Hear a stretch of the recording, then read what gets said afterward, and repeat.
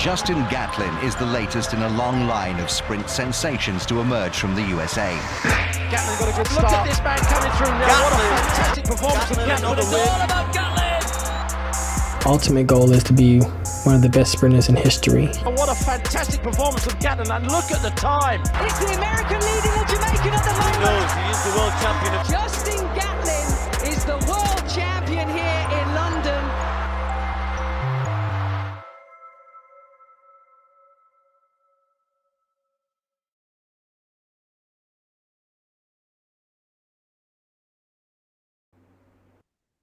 What's going on, chat? What's going on? Ready, set, go. Live edition. We here. We ready. How's everybody feeling? And you know, I got my boy right here, man. Y'all know who it is. Rodney Green, a.k.a.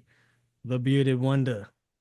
Hey, man. What's up, man? What's up, man? We trying something new today, man. We want to thank everybody for joining us. If you clicked on and you're on our channel, man, tell someone, share. You know what I mean? We dropped it in our Discord channel to let everybody know what we're doing today. We are listening to you guys when you guys say you want us to bring information to you a lot quicker.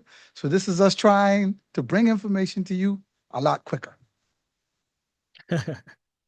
With that being said, guys, let's get into it. We had a jam-packed weekend with the London Diamond League. So we had a couple of races. Well, not a couple. We had a few races, man. That was hot, bro. Like, let's talk about it, man. Let's see exactly where these races are going to help unfold into the future of nationals and going to world championships and for Diamond League finals as well, man. Yeah, for the first one, man, she doesn't really have a national.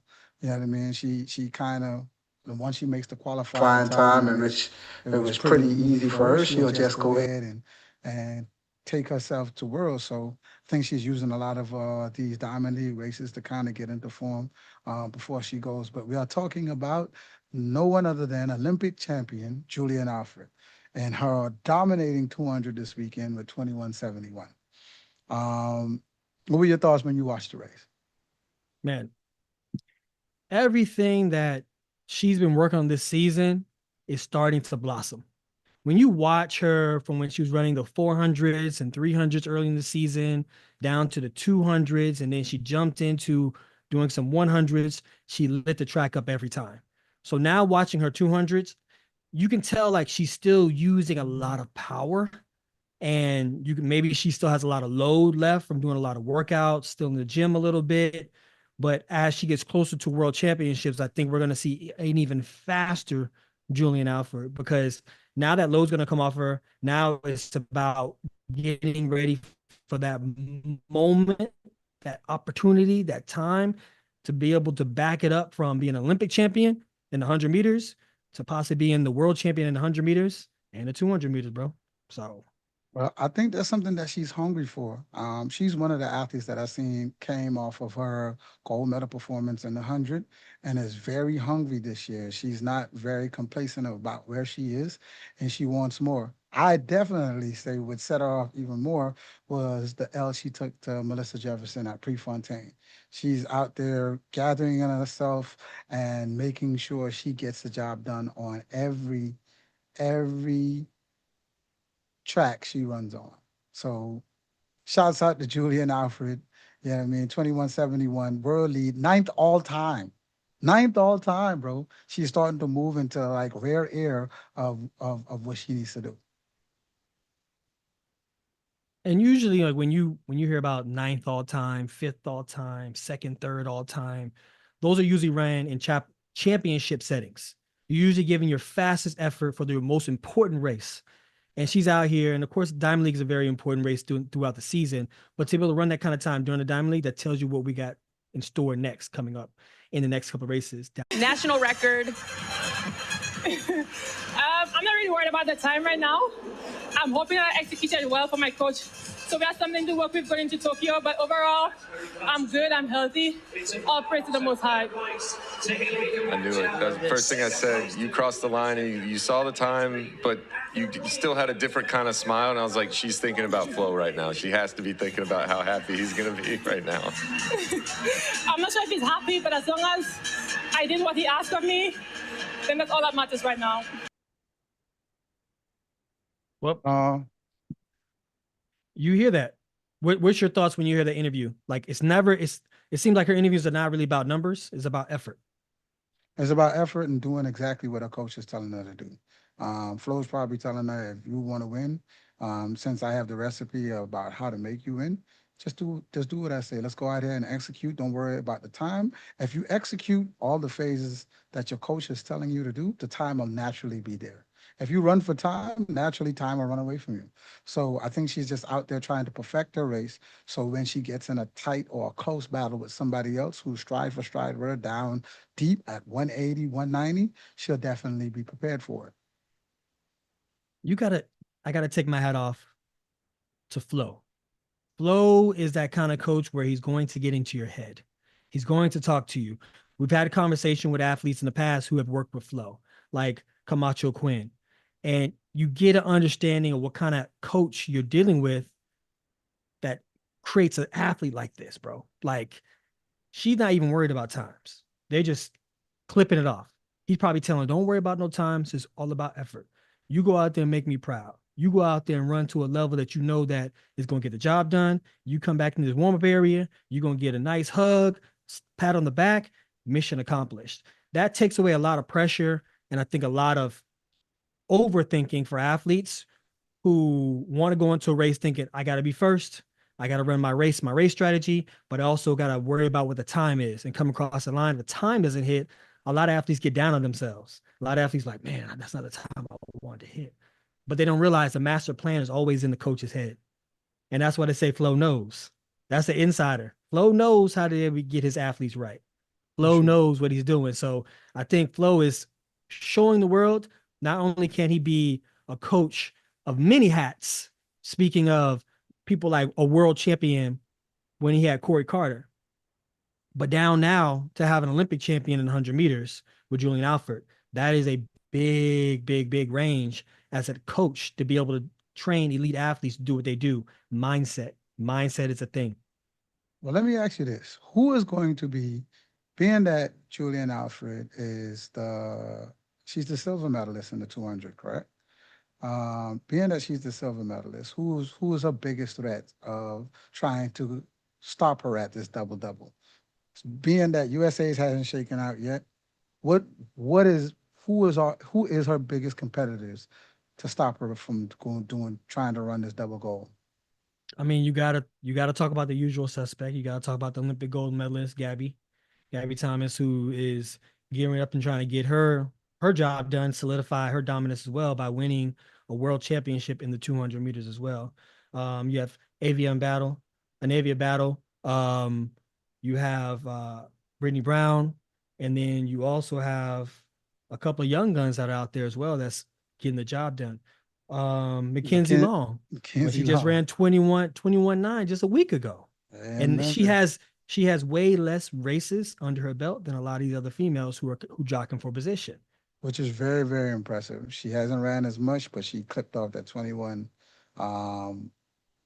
Really, and a few races, you are definitely correct. So, yeah. That's what funny thing is, all those ladies you named was in the Olympic final. So but Favo Feely too. Let's not forget her. Yeah. I mean, let's not forget her. Hopefully she shapes out, you know what I mean, around World's time in September. But yeah, that's who she'll be looking at. And we can't leave out people who know how to get the job done, right? Shericka Jackson hasn't been looking like the Shericka Jackson we know of in past years in championships, but she's steadily trying to climb back up that ranks. Obviously running a fast time in 100 meters at nationals. I think watching her is going to be critical in the next couple of months leading up to world championships. When you become a seasoned athlete, it's not about showing dominance always when you're trying to get the job done or you're trying to prove a point to your opponents and firing warning shots. Sometimes it's about landing the plane at the exact time it needs to land, which is that finals of that 100 meters or 200 meters. And then at the end of the day, when you come across that line, you stand on top of that podium with that gold. Any L's you took during the season, people forget. That's when amnesia kicks in because all they know is you a champion now. 100%. I think she's with a coach that's definitely a coach and a camp that's very well prepared after Jamaican Nationals. They have a lot of time to really get Shericka ready to go deep and fight deep with someone like a Gabby and someone like a Julien deep. But the funny thing you said about the U.S., being that the world champion is not from the USA, only 3 of those ladies can go, right? We named a lot of ladies from America, but I think we named 4. Only 3 of them can go. So I think at US Nationals, that's going to be very exciting to watch. Will it be Gabby McKenzie? Will it be Anavia? Will it be, and we're not even talking about some people who might even double. Will Miss Richardson double? Will Melissa Jefferson Wooden? Will she double?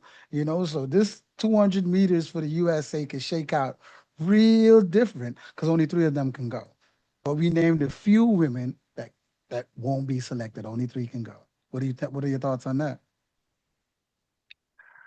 This is something that you said earlier, bro. Like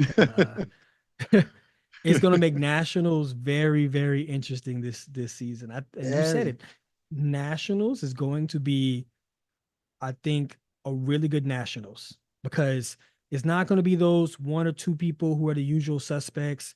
It's going to be a lot more people showing up. It's going to be that changing of the guards. And then in the other events, you have where athletes can take 4, where teams can take 4 because they have the previous champion, right? So men's 100 meters, women 100 meters, men's 200, men's 110 hurdles. Like you have all those athletes who are ready and geared and priming, and they look good. Not to mention also the women's 400 hurdles. It looks very competitive too. So definitely. Bounce around a little bit. We're gonna go talk about, since you said 400-meter hurdles, we're gonna go to Femke Ball. We saw Femke Ball's race here in London. She dominates once again.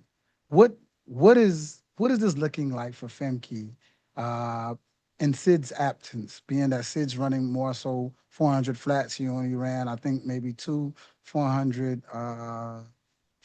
hurdle races this year. What does that look like for Femke? Is she ready for Sid now, being that she has the world lead? She got it in the last Diamond League, and she's being very consistent running 52 low. What does this mean?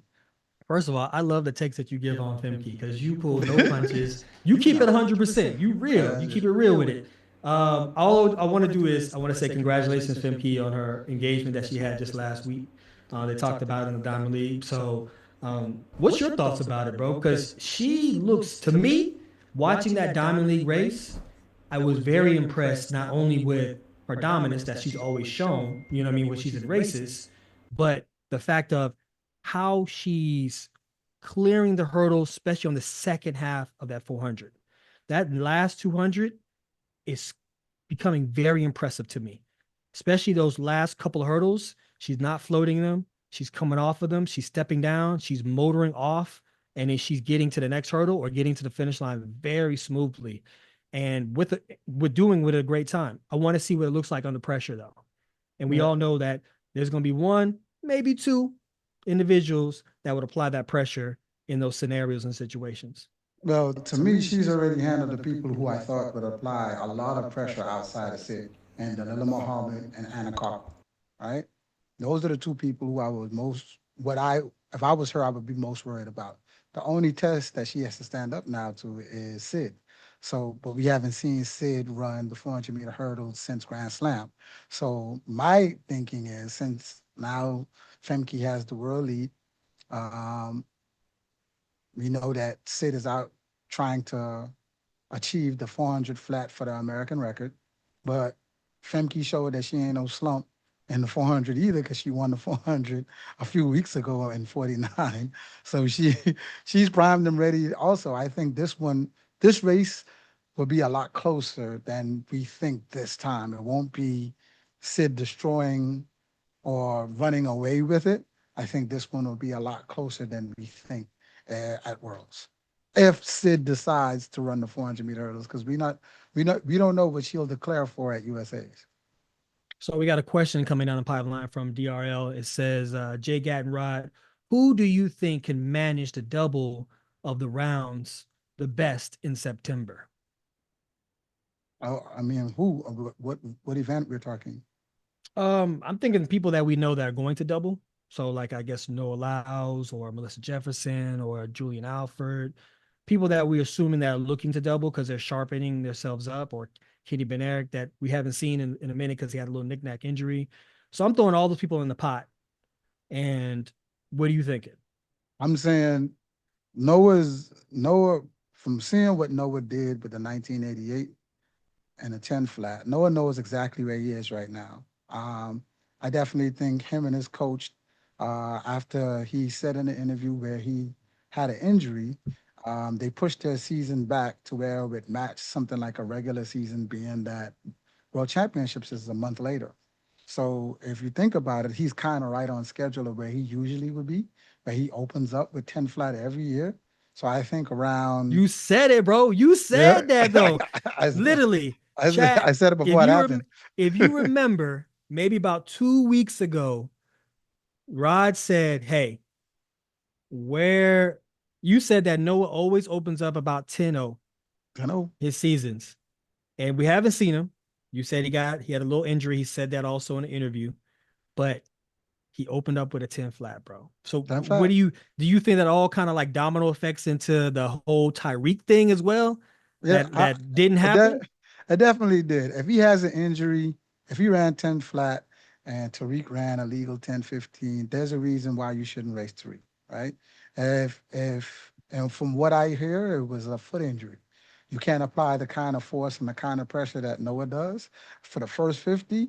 And then his start isn't the best. That's an Achilles heel. So Tariq for 50 meters, that would have been a shot all over the world. So him calling off that race was definitely smarter on his part. 2, I gave him time to heal, reflect. He said he went through a little bit of depression, to work on himself, have a mental reset. And I think this is where Noah starts to thrive. You know what I mean? He reframed how he answered the question of losing to Oblique Seville, saying that it's his fast. To be honest, we're going to actually go to USA's and we're planning to run 200s. We're going to run every round. You know, I'm still the national champion in that event, and I don't believe in giving up titles. You know, I earned that title and I need to race it, and somebody needs to take it from me if they want it. So going in there and preparing throughout every round and treating it like this is not only just practice, but again, you need great competition and you need a great stage, and utilizing that to the best of our abilities. And then, of course, coming back and doing a lot of races in August. We're going to be racing a lot in August. So regardless of what happens tomorrow, no 100 at USA's? As of right now, there hasn't been any changes to that. We don't see a reason to double because we feel that there would be just too much in 4 days. But definitely plan to do the 200 as of now. It might change, but as of now, it's not.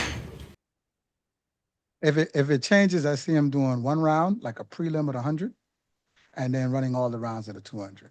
I see this as him not racing all year, racing himself into shape.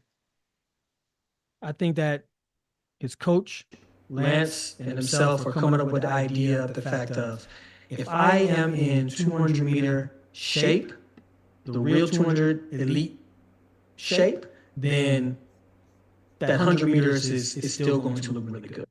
It's still going to give him what he's looking for. And I say that because that was our secret weapon through our era of knowing that we could run fast. Now, you had people who were an anomaly, like Asafa Powell, who rarely ran 200s, but he was able to turn out 9.7s, 9.8s as if he was a double athlete. You know what I mean? But it also shows that when you stop running as many 200s and start focus only on the 100s for those athletes who doubled, that your 100-meter time would slack. I mean, hence also you saying in 2017, he didn't train for the 200. He only trained for the 100. It didn't give him the superior times that he was looking for as well. So when you think about that, I think that that's what they're trying to do. They're trying to go back and say, let's make sure we solidify that we have a superior 200-meter in shape execution, time on the board, and that's going to start handling everything we didn't handle when it comes to the 100 meters. Because right now, I don't see anybody that's creating that space from the start as if like a Coleman used to do, right? Everyone's kind of getting out in that same area. And like Noah said one time before, if I'm able to touch you, I'm in your pocket. I got you. So I think that's where they're kind of leaning on right now. 100%. And I think by him running 200s, even when you watch his 100, he climbs his way back to second. He's in fourth place going through maybe 70, 80 meters, and he climbs back into second place. So that helps work on his top end, and we know that's his sweet spot. If you're close enough, if he's in 9-8 shape and climbing like that and you're around 980, he can possibly clip you at the line. He's really good at that. So I think they're using those 200-meter races as max reps to kind of get him ready for later on. This is 2 Diamond Leagues in. I don't know if he runs the Diamond League final, but USA's he definitely will use as training grounds to kind of like sparring. And he'll have great sparring partners in Kenny Bernard, Courtney Lindsay, and Brandon Hicklin, and a few others that'll be Tamar's, and a few others that'll be running to 200 at USA's. Yeah, I mean, don't get me wrong. People in the comments saying, well, he's not really a 9.7 runner. Cool.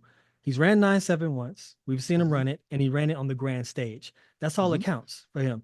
If he's ran 6.97 throughout the rest of his career and they're only in the finals of the Olympics or World Championships, that's when it counts the most. And I think that's what his team is looking to do. They're not looking to go out here and run 9.7 in Rabat, you know what I mean, or in Oslo somewhere else. It's a fact of they are waiting and they're trying to be poised to do those kind of things at the right time. And I commend him on that. You know what I mean? I commend him on the fact of he knows that he's not the most superior runner when it comes to 100-meter foot speed. And Kishane has shown that he can put down 9.7s fairly easily. So what do you do and how do you combat somebody like that you know can run 9.7 in those moments? You have to do your best in the moment that counts the most, which is at a finals. I think Noah is doing the best that he does, right? He's not really worried about what everybody else is doing. He's the type of athlete that's zoned in on what he's doing. Around last year, July, around that time last year, I think he ran like 10 flat and 10-1, and then he pulls out a 9-set. Given chat, listen, he lost every round of the Olympics and then won the Olympics. So please don't count that man out. If you betted against him, you lost your money at the Olympics, because I did. I betted against him. I betted on the man that won in this race here, Oblique Seville. And yes, I did exaggerate his 30 minutes at Nationals. I did. The chat came and got me for that. I apologize. It was like 5 or 7 minutes or something like that. But I do like Oblique. The funny thing, matter of fact, we just move on over to that. Oblique winning the race in grand fashion. Look really good. Really good. My only thing is Oblique through the rounds. You know what I mean? Does Oblique make the podium this time? I mean, first of all, let's give a shout out to Aaron Spider. We know Aaron Brown, so shout out to Spider. He said, don't sleep on Anthony Jordan. We're going to get to that. But what I meant to say is there's also a highlight of Aaron talking about Oblique, not once, but twice, where he talks about how Oblique is one of the most talented, if not the most talented 100-meter sprinter he says that has ever been. Now, at the size of how his stature compared to the times that he runs, yes, it is very impressive. He cranks out 9.8s like it ain't nothing, bro. This boy will drop 9.8, headwind, tailwind, rain, storm, wet track, dry track. It don't matter. He gonna crank that 9.8 out, which is crazy. Whether it be in Jamaica or somewhere else, he gonna drop 9.8. Okay. and you know what? And I love that. I love that he can go out there and do that. What we're looking for now is the fact of, can he do it when it counts? Can he navigate through those rounds, like you said, and be able to show what he has in the tank in the finals? I think that a lot of people get all caught up in what you have to do in the semis and have to run a fast time in the semis to get a good lane. Trust me, guys, been down that road before. You don't got to do all that. Just making sure you get into the finals and make sure you secure yourself a lane and rest your body so you have enough energy for that finals. I think it'll be a game changer for someone like Oblique. Don't put all your eggs in the one basket when it comes to the semis.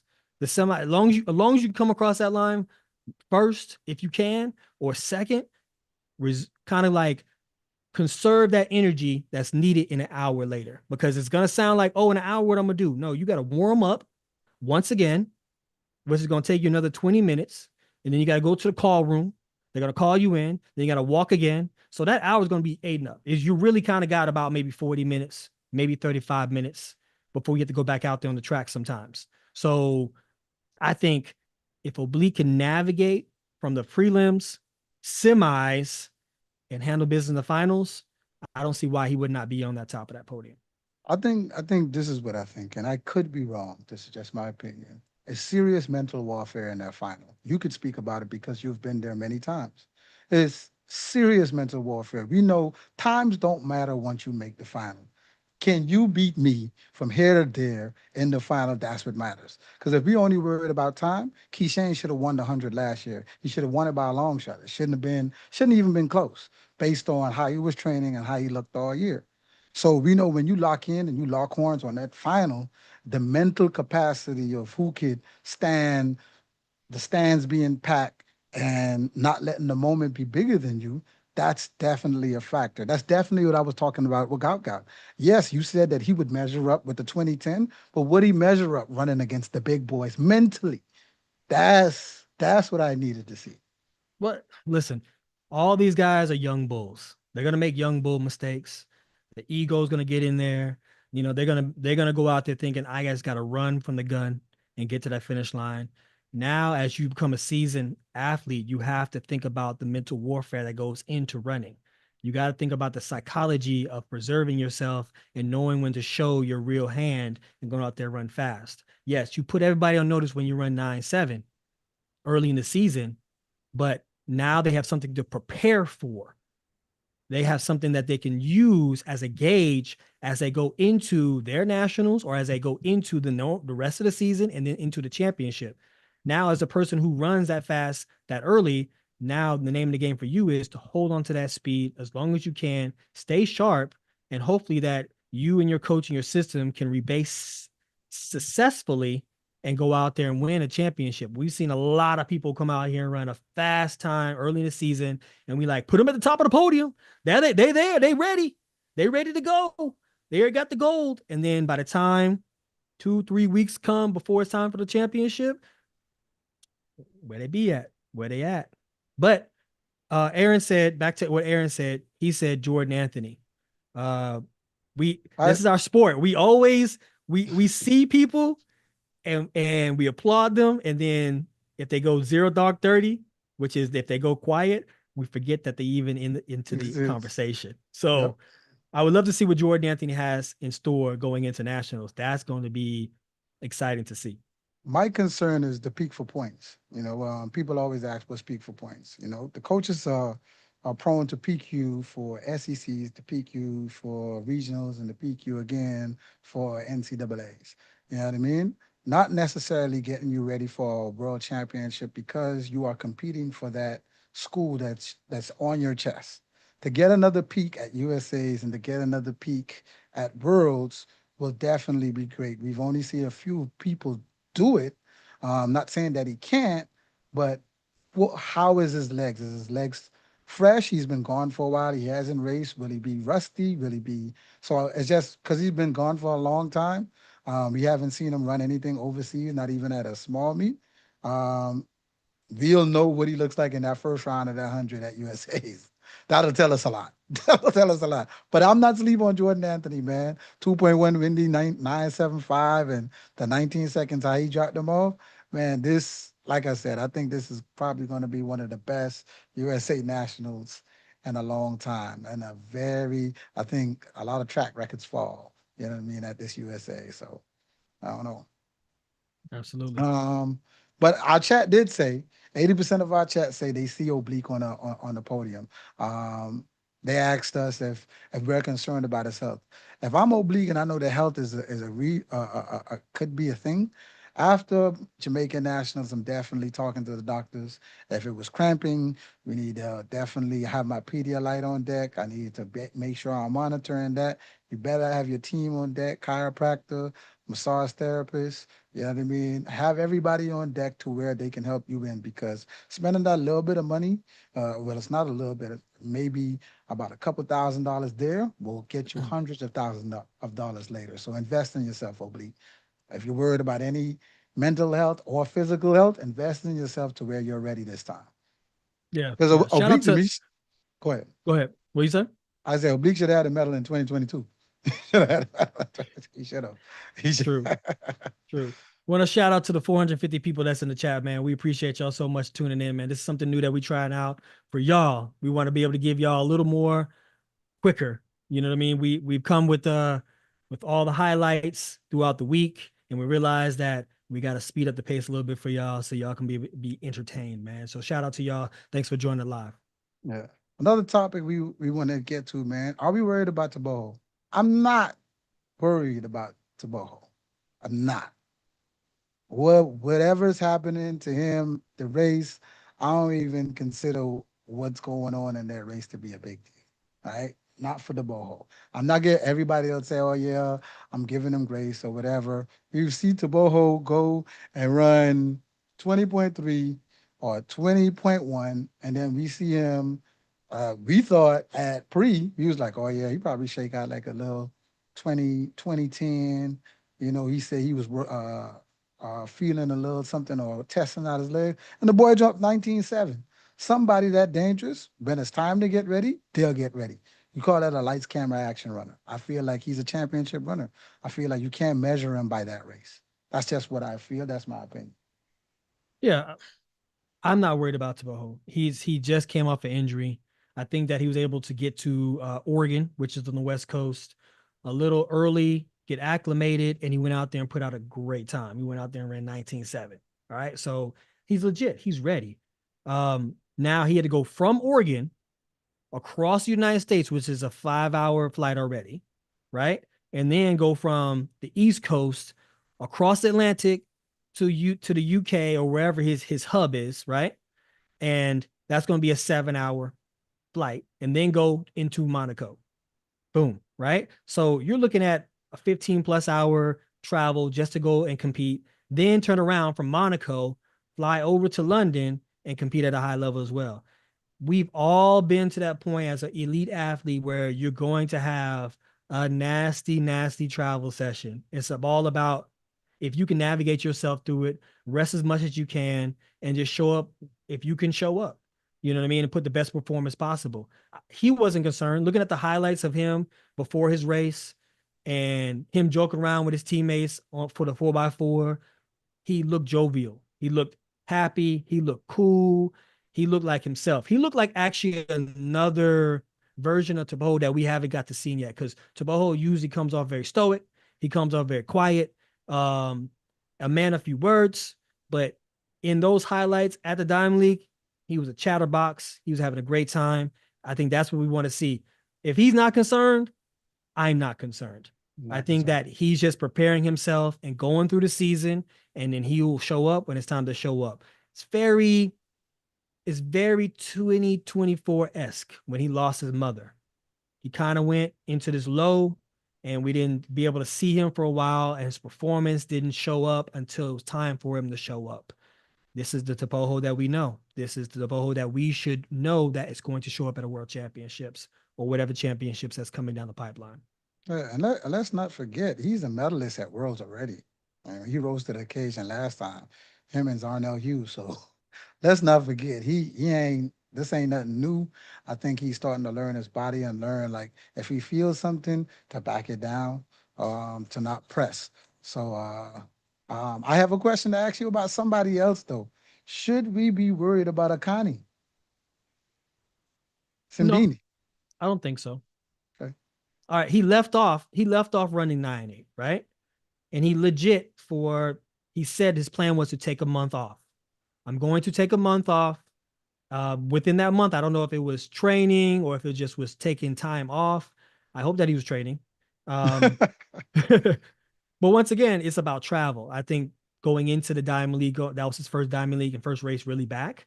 So I think that he's just knocking a little bit of that rust off and getting himself ready and resharpening himself for the World Championships in the second half of the season. Yeah. Yeah, So I'm not worried about him either. He already made his team, being that their nationals is super early in the year. So, yeah, I mean, we'll see what happens. so we have Norris Douglas, who talks about athletes beyond the age of 27, like myself or Shelly Ann, who are able to still run at a high level. Um, I think, and this is just me keeping it real, it comes to a point in your career where you have to go from an athlete realizing it's your job, where you clock in, clock out, you show up at the track, you train, you show up at the gym, you train, and then you go home and do things that might be counterproductive or nothing that is really suiting your performance going forward, right? As you become older, you have to create and realize that your career has to become your lifestyle, meaning like stretching more, knowing what you're going to eat, being more wise about exerting energy that's outside of track, period. Um, and just how are you going to travel? How are you going to train? When do you need to rest? Those are all those kind of things that you have to think about as you become an older athlete. As athletes, we get stuck in our ways. We're very superstitious and traditional, and we think whatever won us our first big race, that's the same thing we got to keep doing over and over and over again. And now when your favorite food is pizza, hot dogs at 20 something years old, trust me, pizza and hot dogs ain't gonna get it done for you at 35 years old. So you got to be able to learn how to evolve in our sport, because if you don't, those young athletes are going to take you and they're going to put you to the back. From when you were running in the front, getting first, second, thirds, now you're getting eights, sevens, and sixths and stuff like that. So you can't stick into that same mind frame, or you're going to retire yourself earlier than necessary. So that's my thought on age, at least how you kind of navigate through age. Shoot, being around you in your, I don't want to say older age, in your season time as an elite track and field athlete, I realized your preparation was a lot different. Your approach, you made sure the whole team was ready for you when you came on deck. The chiropractor, your therapist. You made sure all your massage therapy was scheduled. You knew your body. If you felt something, if you needed to take a day off, you did. You meal prepped. Everything, you realized that you recovered slower. So you knew your body and you paid attention and listened to your body. So that's one of the things that I could tell people that you did for preparation. Preparing is a whole lot more. You have to be a whole lot more disciplined as you get older with that. When you're young and 22 and 23, you know, your body just snap back. At 28, 30, ain't no snapback, baby. When you pull that rubber band, that done. Oh yeah. Listen, You wanna, I try to stay up and play video games at 3 o'clock in the morning when I was in my 30s. I was like, I could do this, man. This ain't nothing. Listen, the next day I woke up, I feel like I was the walking dead, bro. Like I was tired. Like your body starts to change, your mind starts to change. It's different things that you got to be able to realize. Like it doesn't matter. It doesn't mean that you have to stop, you know what I mean, playing video games or certain things. It's just the fact you got to find a different time frame to do so, because rest is going to be critical for you going forward. So we got a guy named Victor Otis that reached out and said, Justin, keep it real about Coleman this year. Is he making it out of USA's? It's going to be hard. This is going to be his toughest challenge yet. And I say that because it's this year for him, which is a year where he's transitioning and trying to learn how to be able to run, maybe with different techniques or race strategy, or just trying to get, you know what I'm saying, trying to get his feet back underneath him. He's doing it during a year where it's changing of the guards, where you have a lot of athletes who are coming out of college, who are running fast times, who are ready to compete, who are not scared to compete against the professional athletes. That's just college. You forget there's also some high school kids out there who have signing up and getting ready to run at senior nationals as well. So yes, it's going to be a very, very tall order for him to go out there and do so. What's your thoughts, bro? nah, you're right. Shoot, you still got the other Christian out there too. Oh yeah, Christian Christian Miller. Miller. Yeah, Yep. after Philly, he's been grinding and training. So I think you'll have I think if Christian was if he wasn't who he was with, we've seen Coach Dennis do things miraculously to get his athletes ready at USA's, right? If he wasn't with Dennis, I would possibly say there's no chance. But not being biased, I do believe in Dennis. I do believe in Dennis I got to see it through. I got to see it through USA. He said his training has been going well and things have been moving and it's right there. So being that they had this time since his last race to kind of get things done. I mean, we've seen him do it with TT. You know what I mean? TT, the year of the Olympics, TT was dealing with injuries. She was dealing with things. She wasn't coming along like she needed to be or like she wanted to be. But when the time was right, she struck. She struck when the time was right. So, and I guess that's what I'm holding on to or being optimistic for him for. You know what I mean? So that's my take on that. It's hard betting against Dennis, man, because he's such a strategist. And he's going to look at his different athletes and he realizes if there's a weak link, he has to strengthen that link. And I can just see him in my mind just sitting down huffing like, all right, this is what we got to do. He brings a tablet out, man. This is what we got to work on. And I guarantee you he's thinking in the long run, like, okay, if I get you ready for nationals, let's make that team. If you make this team, then all we got to do is worry about really worlds. That's his thought. That's how he thinks. He's not caring about a Diamond League or a one-off race here or things like that. Those are pride runs for him. Those are runs where it's like it's actually powered by ego. And he wants you to go out there and tweak, work on how you're going to operate in those high pressure situations. Or are you going to learn the different techniques and the nuances and the race strategy that we put together? So when it's time to go out there and run at nationals and go through that gauntlet, you will be ready to run that race the way you're supposed to run that race. Perfect example, when you look at Melissa Jefferson.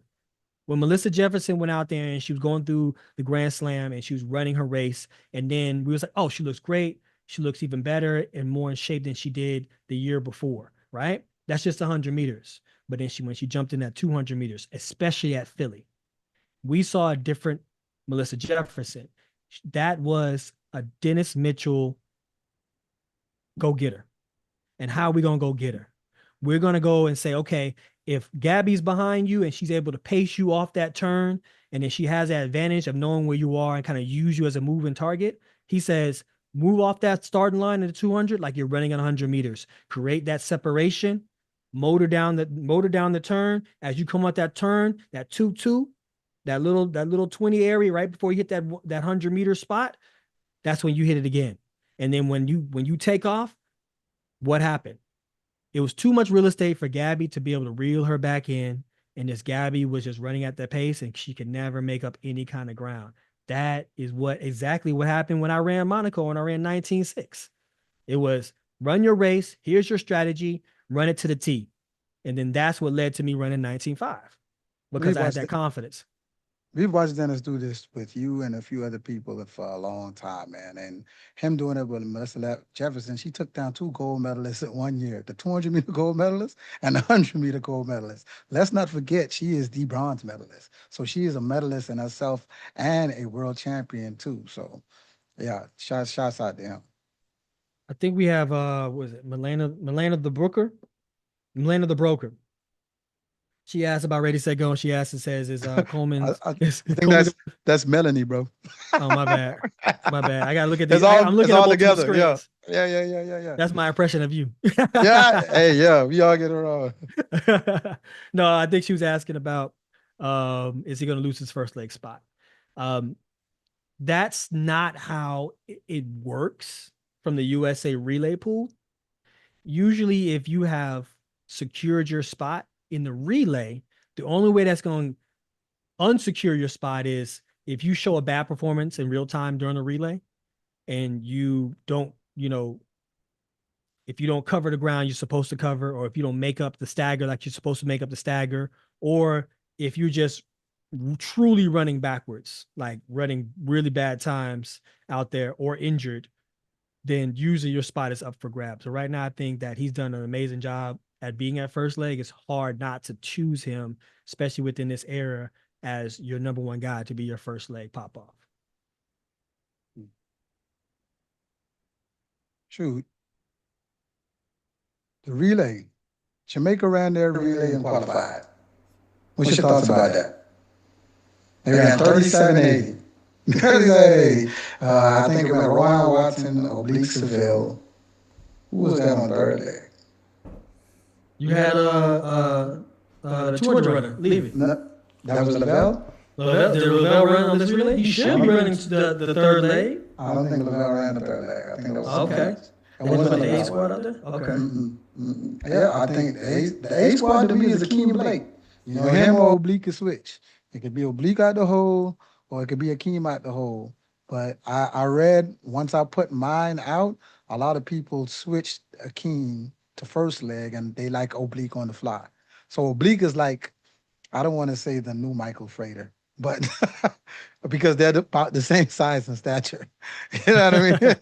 And we know Frater handled that second leg, and he was definitely good on the fly.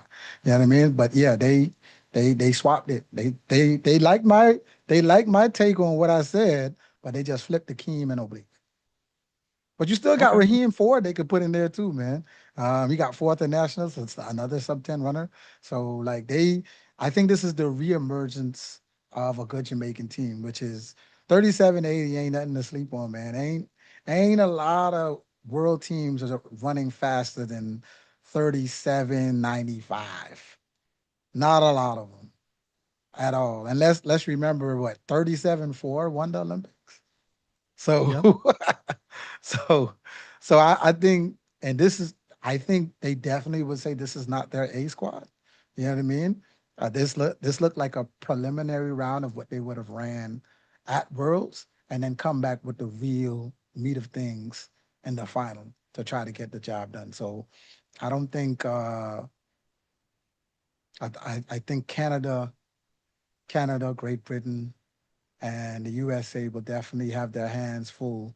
I think this is the resurgence team of Jamaica coming back. I think so too. But I think that they need to realize that they are a different kind of relay team than years past, right?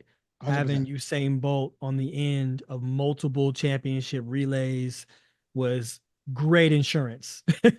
No matter who else you had on that relay team. And I mean, not to mention that they had amazing guys on the relay team, from Nestor Carter to Asafa Powell to Michael Frater to Bailey Cole to Johan Blake. So you had so many guys on that team who can hold their own in just a standalone sprint. But the fact is, now is like you have these younger guys who are coming up who are still trying to find themselves and trying to find their rhythm and their pace. And they have to do it now as a whole team together, right? So I think they need to go ahead and realize, like, now it's about synergy. Now it's about precision. It's not going to just be about speed. And that's something that Team USA has gotten wrong in the past over and over again. We think it's always about foot speed and time, and we work less on that synergy and handoffs and being precise about how we're going to run those relays. We can be way more consistent. So for Jamaica, I would say, work on being precise, work on your precision, work on just executing your handoffs all the way around the track, and be clean with it, bro, because you're going to have someone like Kishane on the end who can be able to run that race, but don't put him in a deficit if you don't have to. Get him to that point where he can be able to run from the front, and I think that's going to be great for Team Jamaica. I definitely think if those legs go the way I say,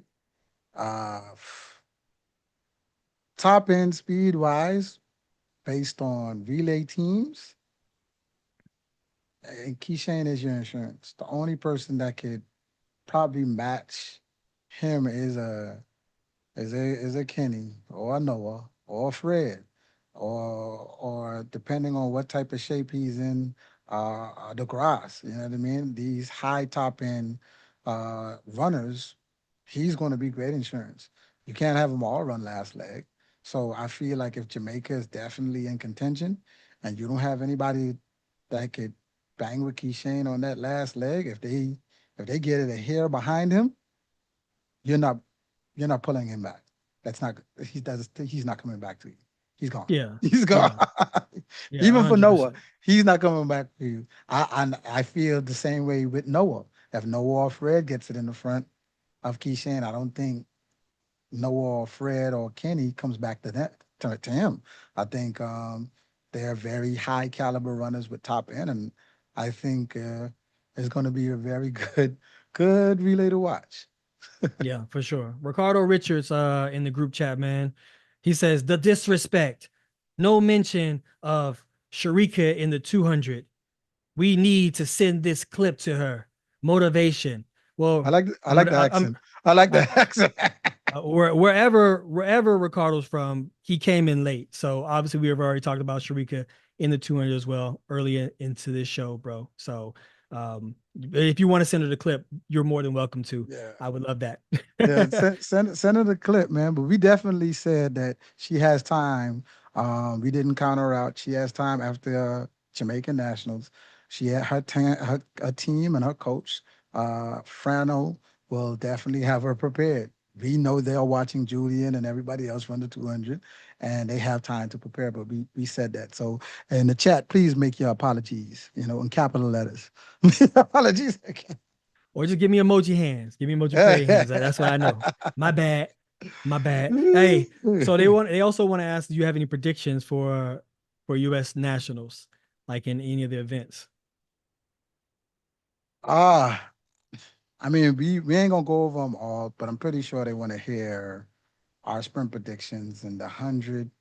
Let's just give the 100 tonight. How about that? Is our chat cool with that? Because we got one more week until? Yeah. Yeah. 2 more weeks, and we got 54 days until Worlds, which is Okay. perfect for Noah, which is crazy.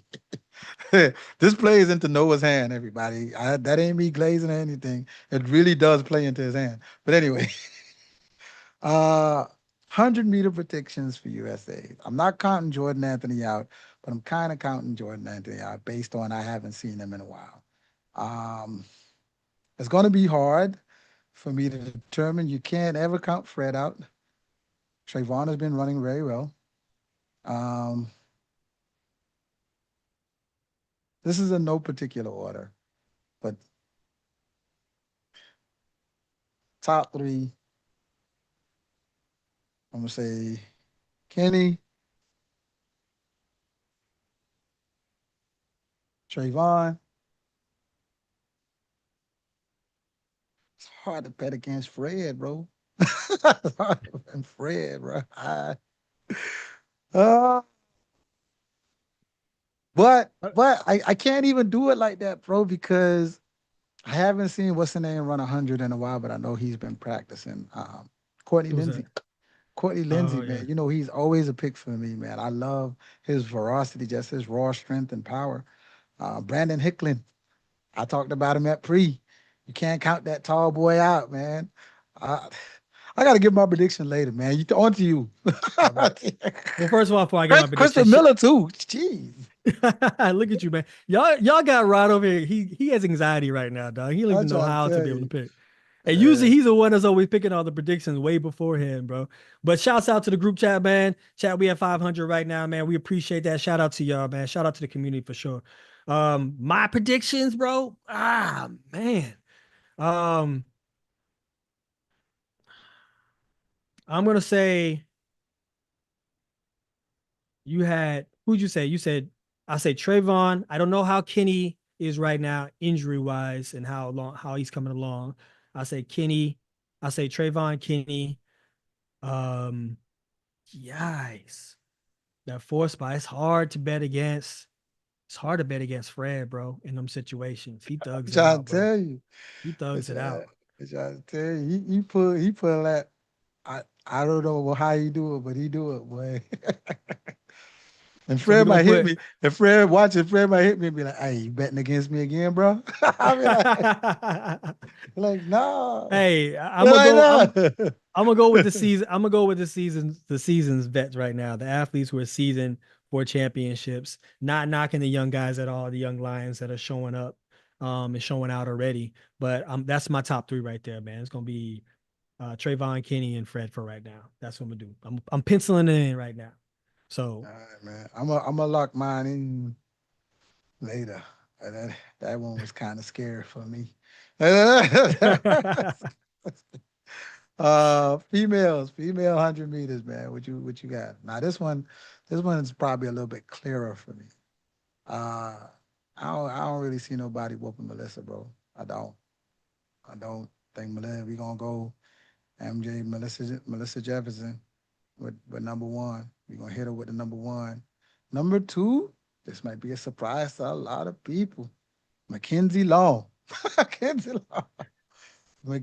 Long. That might be a surprise to some people. Mackenzie Long at number 2. But number 3,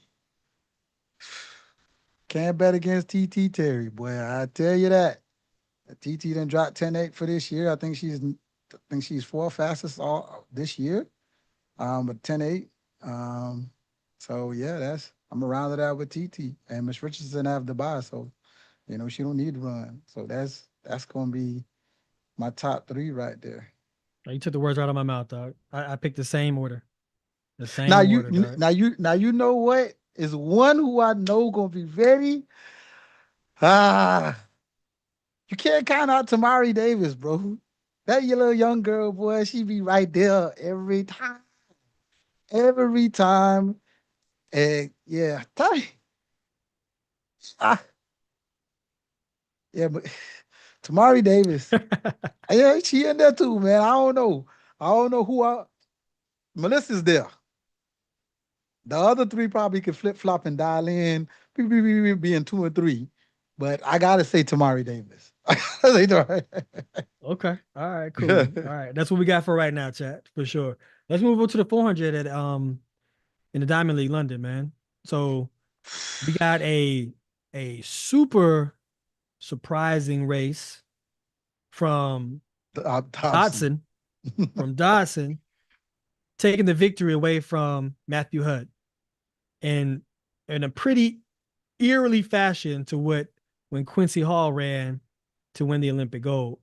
What's your thoughts on that race, and what does it look like for Matthew Hudson going into nationals now that does he have competition, or is it something that's kind of like he still just make sure he just does a couple of checks and he's good to cross the line first? Listen, if that boy Matthew Hudson healthy, he gonna get his lick back. We all know he don't take losing. Well, he does not if he's healthy. Dobson, I hope you got your burners on, boy. You're gonna have the PB again in London to whoop that boy. That boy don't take those type things lightly, don't he? He doesn't. He doesn't. So I hope you enjoyed your victory. You're gonna race him again in another week or so. But 9 times out of 10, he gonna be ready for you. So I don't think it means much for Matt. Like I said, if he's healthy, he ain't letting that go like that. He's not. He's not letting that go. Hey, I'm a fan of Maddie. I'm a fan of Maddie. I want to see Maddie do very well. But Dobson, run it back, dog. Show him what you got at nationals, man. Step up to the plate. This right here is when you see athletes kind of like start to have more confidence in themselves. When they can go out to a race and make big moves like that, and they say, oh man, I can run the whole field down and do it in a great time. He pretty much negative split. So the thing is, he still has a lot left in the tank and a lot of talent left. I think it also comes down to the fact of how his coach is going to coach him into getting ready for those nationals and how that finals is going to look for him. But I like that kind of competition, dog. That means iron sharpens iron. That means at the end of the day, it's going to push Maddie to go faster. So we're going to see some real competition out of him. Yeah, I think what Matthew Smith and his coach Gary have been working on, dialing him back a little bit to where he strikes at the right time with another PB at World Championships. Like I said, it's 54 days till World Championships, so they definitely have time. But what I did notice is there were 3 Brits in that race. You had 2 in the low 44s and 1 at 45 low. When you see like a recipe like that, that means a 4x4 is coming. Great Britain is not foreign to a 4x4. They had medal several times in the Olympics at Worlds. I think this is the reemergence of a solidified 4x4 team on its way back. We see them at Worlds in contention with Botswana and USA. I don't think it would be like a runaway race like it was before. So do you say that Great Britain is kind of picking up where Botswana left off last year, where we kind of saw the pieces coming together I definitely to make a great 4x4 team? I think yes. I think if I'm the other teams, I pay attention to that. Pay attention to who else is running fast from Great Britain. I pay attention to their nationals because they're definitely coming. They're coming, and it gives Maddie a chance to double, man. Him and Dobson, if they win for their country, both make the medal stand. They both to get 2 medals was better than 1 medal too. Hey man, I would love to see Matt and the guys out there really doing their thing, especially the 4x4 race we had last year at Olympics, bro, between Tebogo and Rod Benjamin. That was a work of art. To have that with a third athlete in tow, like that would be a really nice, exciting, entertaining race to watch. Now, with all healthy legs, when I ran that 4x4 back in my head, if Quincy was healthy, that's a world record race, bro. That's a world record race from the USA. Without a shadow of a doubt. That's a world record race. That's a world record race. They run away with it. You insert Quincy, that's definitely a runaway race. What's the old saying? It's always next year. Luckily, next year is this year. So yeah.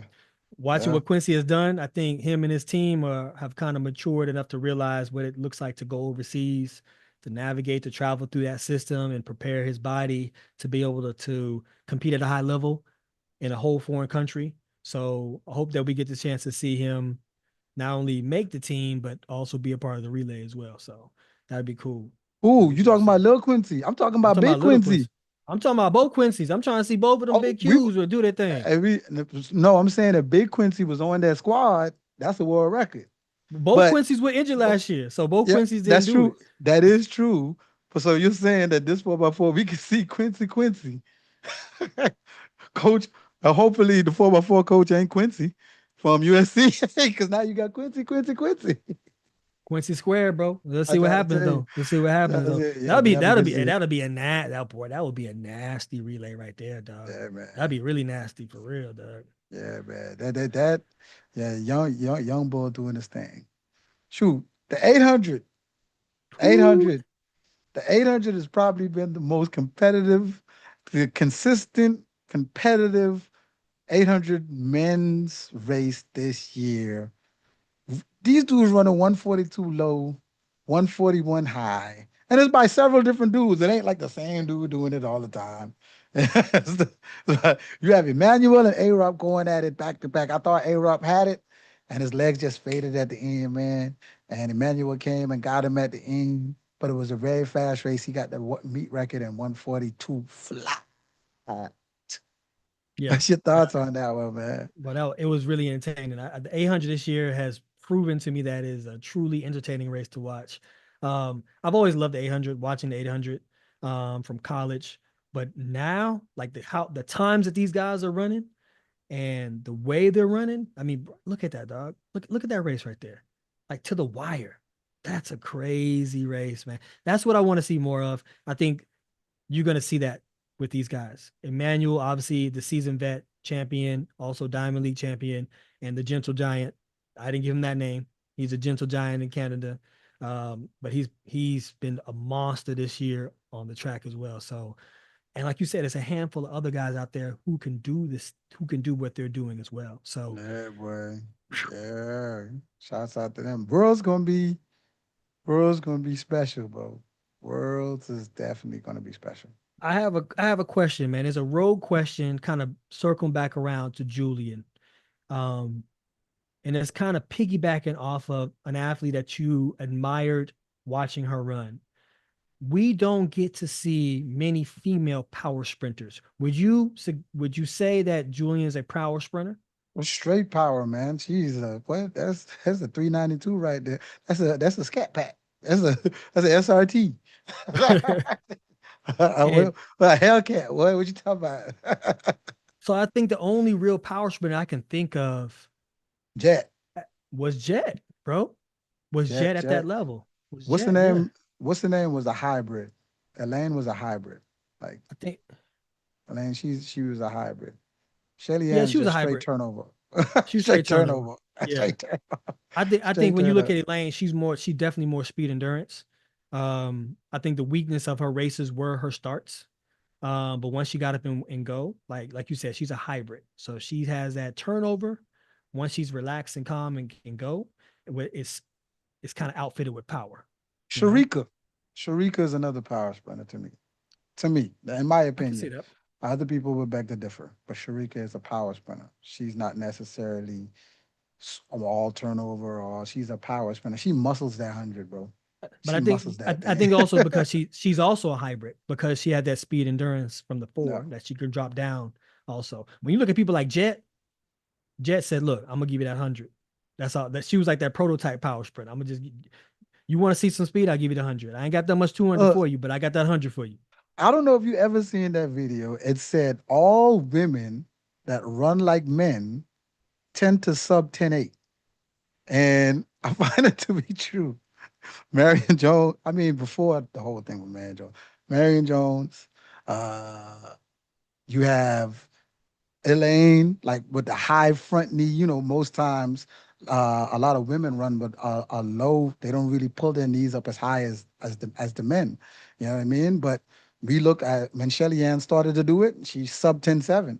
You know what I mean? You have Jet, you have Karan Stewart, Tori Bowie, like anybody who could really get up into that man stance of the high knee power running the way they do, always tend to sub 1080 sometimes. So there was a video of a guy who actually did it, and he had the list of names and everybody who did it, and he put them next to men running like you and a sophomore, and everybody who mimicked you guys' form that were females, they sub 1080, which is crazy. I wish I could find that video. So yeah, I need you to do your due diligence and your And research find on that finding video. that Yeah. video. Yeah. I I thought think it was that pretty cool. do you think it's harder for females to be naturally power sprinters because females tend to not be power sprinters? I think it's based on genetics, who the mommy and daddy is. You know what I mean? I think you have light strikers and heavy strikers. Carmelita Jeter was just a heavy striker. She doesn't even look like she's turning over, bro. It looked like she's galloping down the track. It's crazy. You know what I'm saying? So I just think it's based on who genetics mostly and how you lift. You know what I mean? Okay. I think she realized, or her coach and John Smith realized that she was a power sprinter, and they played more to her power attributes. Yeah. What would you say Noah is? Noah is a speed endurance guy. What about you? I'm a power sprinter. Of course. All right, just I'm a want to power make sure. sprinter. Yeah. Listen, man, I'll be throwing up my guts trying to be a speed endurance. It's just the fact that I knew that my power can sustain me and give me top end. If I held my form and I didn't leak any kind of like weakness through my form and technique, I can be able to hold that form longer, which gave me my speed endurance, right? But once again, you're looking at Noah now. Noah is transforming in front of our eyes. Like his shoulder caps are bigger. He has traps now. His chest is more pronounced. His arms are bigger. Even through those runs that he had from the 200 and the 100 of recent, you can tell he's powering through those runs. He's not reaching anymore. He's not trying to like gather speed, like or search for speed. He's actually just powering down the track. And you could tell that he's still loaded, from doing weights and stuff like that. And that means that in due time, in the next couple of weeks, you're going to see a different kind of Noah. That, Me personally. like I said, 55 days, bro. He gonna be ready. He gonna be ready. The chat asking if we pulling up, man. I don't know if the chat knows, we don't have a sponsor or any type of sponsor. So anytime you see us at any event, we funded that event ourselves. So you guys should create a GoFundMe for us to be at World. Y'all don't listen to him, chat. Already said Hey, go. Don't listen to him, chat. First of all, everyone in the chat trying to get to Tokyo them damn selves, bro. They're like, I'm gonna give you my money. I'm trying to get over there too. Listen, once they see them tickets, they're gonna be like, yeah, I might have to just get them $20 because I ain't got the 1,200. I ain't got the so I'm gonna just give it to them. And we gonna get a good show. That's our plan. We trying to work it out, but that's our plan. That's the plan. The plan is that we will be at World Championships, man. It was actually going into this season. That was our first thought. We was like, we're going to be at World Championships. That's what we're working on. So we'll see y'all there, man. If not, we're going to give y'all the shout out while we there for sure. 100%. For the Discord, man. Tell them about the Discord. For the Discord, man, we got Isaiah. We ran 21-7.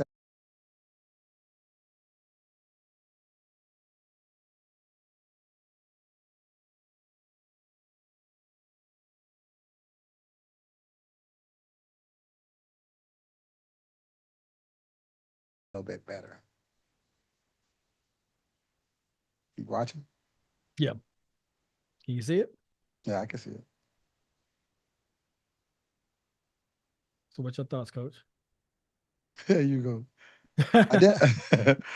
I definitely feel like he could have drove a little longer when he left the blocks. Drove a little longer to have a better flyaway down in that relay zone, to where it will slingshot him down the straight a little bit better. So you know how you drive really hard, you float at the top of the turn, and then you try to hit that gear again right in that 4x1 zone to come down the curve. But you definitely want to have your hips up before you hit the straightaway and try to hold that position. Yeah. I would say, and this is something that people always are scared of when they're running a 200, and they're usually more of a 100-meter runner. They get scared to run that first 100 meters of the 200 like a real 100 meters. Run it like 100 meters. Get out that block, run that drive up to that turn, hold through that turn, come off that turn, start to accelerate as you get to that last part that Rod was talking about, and then go into the straightaway and hold your form. A lot of people don't realize how to run a turn correctly or how to be efficient and hold and use your energy and centrifugal force throughout the turn. So run that first 100 as if it's 100 meters straight away. Definitely. And we definitely want you there. You got to have those hips up and in a good position coming into that 4x1 zone going into the straightaway. Now, the last 50 meters, your arms are used for rhythm and balance. So 9 times out of 10, you would have exerted a lot of energy and a lot of force going through that first 150 doing what we just told you. So you definitely will have to rely on the rhythm of your arms. If you move your arms faster for the last 50, you will tend to maintain speed. You won't get faster, but you will decelerate a lot slower than everybody else or just decelerate slower. So depend on your arms the last 50, but make sure you're motoring them the correct way, up and down, and motoring them as quickly as you can to last and hold for the last 50 meters. First of all, the chat is savage already. They're talking about this dude, Isaiah, gonna get rolled by Julien Alfred. Y'all stop that. Yeah, that man just trying to make it, man. This man just trying to make it, though. we are here for the track community, for everybody, not just for elite training. You see, we talk about we talk about the New Balance track, Nike Nationals, all the way from the high school, all the way up to the professional ranks, man. We are your track ambassadors. So that's why we want to help everybody. It doesn't matter if you have a body, you're an athlete. Hey, but at the same time, if it gets you motivation, Isaiah, think of Julien Alfred right there trying to beat you at that line, bro. So get you a little run a little faster now. Oh, man. So with that being said, man, we went through the whole highlight of this weekend, man, that just happened. Hope y'all liked our live that we just had. We're ready, set, go. Something we started new, like I said, for you guys and y'all ladies out there. And you want to take us out, man? We appreciate you. Chat. 500 plus. Let's do that. We appreciate you, man. Yeah, man. Hey, we want to let y'all know we got merch coming, man. If y'all really want to support us, man, we're going to be selling merch to try to get to Tokyo. So There we go. That's more believable. we're going to be selling merch to try to get to Tokyo. That's what we're going to have coming. We're going to show y'all a couple of the designs. Y'all let us know. Yeah, no, man. We are your community. We are here for y'all. We hope you guys enjoyed our live. This is our first time trying it. Let us know what you guys think. But until next time, y'all join us on Ready, Set, Go! Go!